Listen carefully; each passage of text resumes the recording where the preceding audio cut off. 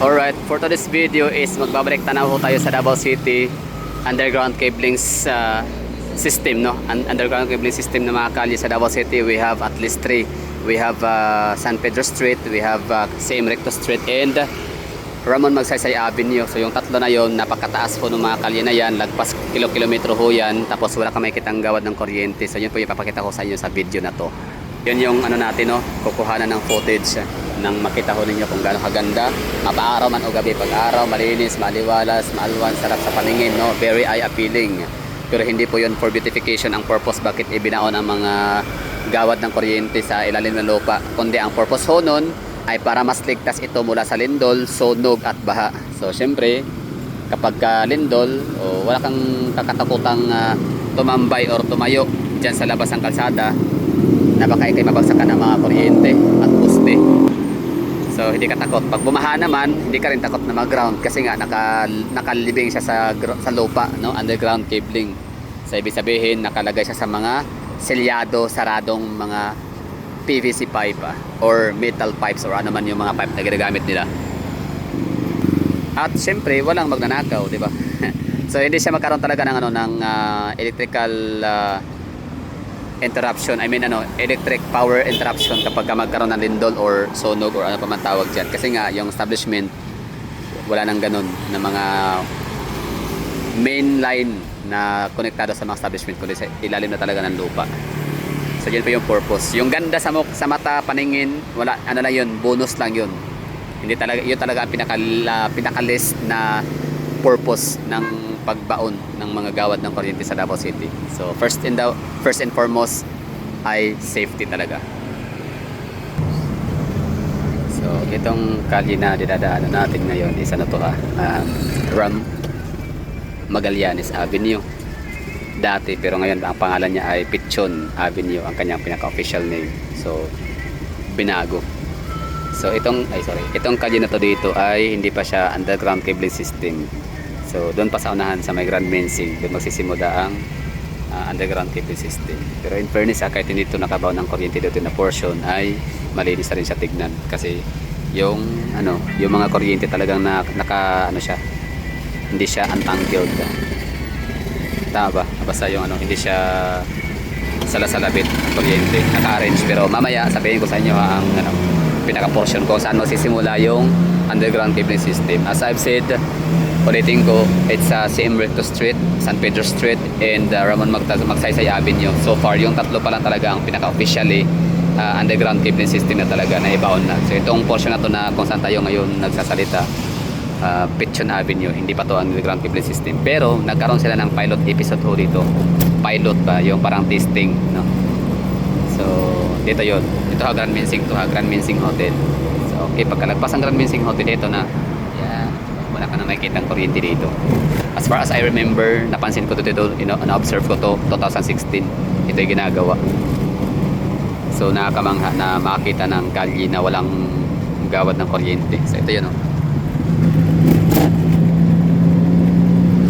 nasa likuran lang siya ng City Hall of Davao and sangguniang panglungsod ng Davao.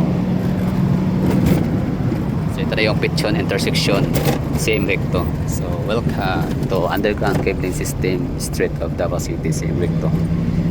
Ito yung pinakamahaba. Ang ganda tignan. Yan. Ang pinaka-purpose talaga nito, bakit ginawang underground cabling system? For safety. Uulitin ko lang, ha. Hindi ho ito para pampa-impress, hindi ho ito para pampaganda or para pang-beautify, no? Kundi ito ay for safety purposes talaga siya. Paano naging safety nga? Kasi nga pag lindol, alam niyo ba kapag ka nalindol, mas pipiliin kong manatili sa loob ng bahay, ng kwarto. Alam ko naman na solid naman, hindi naman ganun ka tawag nito. Alam ko namang solid yung mga concrete naman, solid concrete yung aking tinitirahan, yung aking tirahan. So alam ko na safe kahit gano'ng kalakas ang lindol, kisa sa ako'y lumabas ng bahay at yun, umupo sa kalye, gumagalaw yung mga poste ng kuryente. So mas nakakatakot yun. Madagalan ka ng poste, makukuryente ka pa. Sa sunog naman, hindi rin masusunog kasi nga nasa ilalim ng ground. So yan yung parang pinaka main line.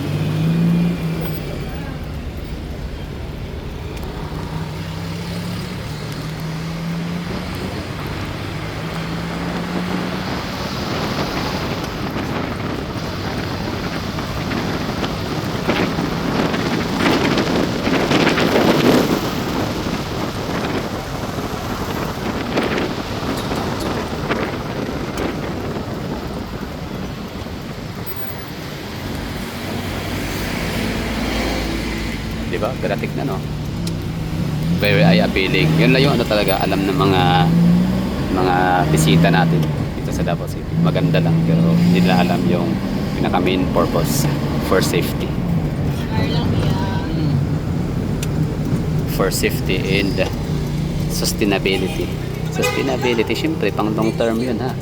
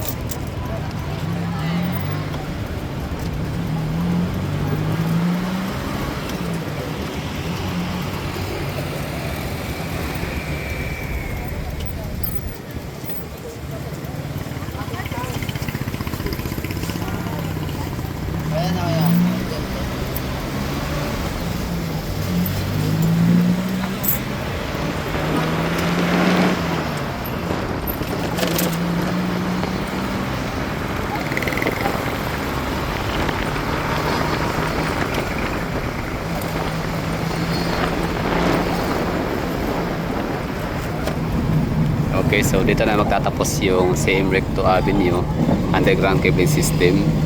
Dahil kasi sa unahan yan ay JP Laurel Avenue na siya.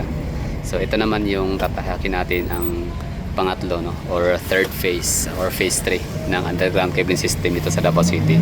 Ang pangalan ay Ramon Magsaysay Avenue, na mas kilala siya sa mga taga rito as Oyango rin. So wala ka rin makikitang mga gawad ng kuryente. Hindi to siya pang beautification purposes, ulitin ko, ito ay para sa safety. Lalo na itong mga gusali dito sa parsyo na to, itong kalye na to, ang mga gusali dito ay mga old structures, luma, antiquated na. So mas delikado, mas dangerous siya during sunog at lindol. Pero matibay ito, ha. So far wala pa akong narinig ng mga establishment dito sa Ramon Magsaysay Avenue na naka yellow tag, red tag during earthquakes. Sabihin durable.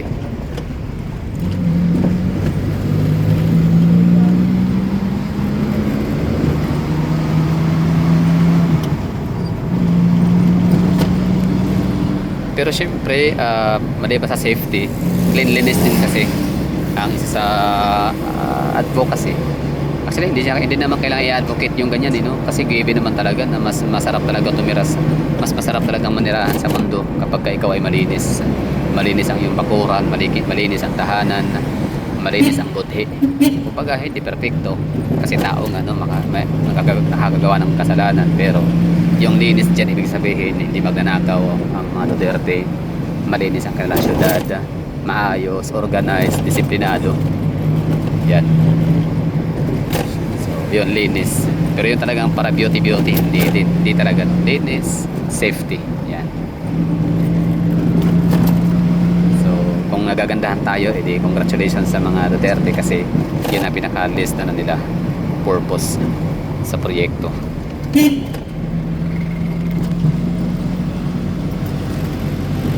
So bonus yun, bonus points para sa kailangang servisyo. So that would be all. Thank you for watching. Na magtatapos yung vlog natin. So ito na yun, ha, Ramon Magsaysay Park.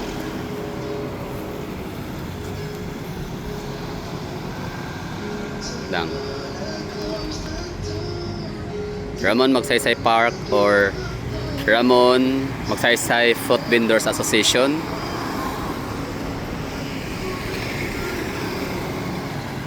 Tapos ito na yung Friendship of Arc or Arc of Friendship, Chinatown, Davao City.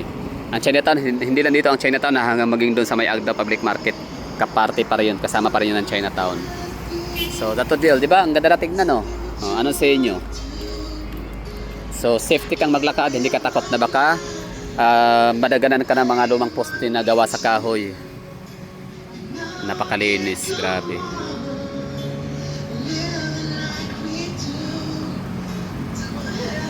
So dito na magtatapos yung vlog ho natin. Maraming tingin sa panonood. Sana ay nagustuhan ho ninyo. Sa susunod ulit. See you sa susunod na mga vlogs.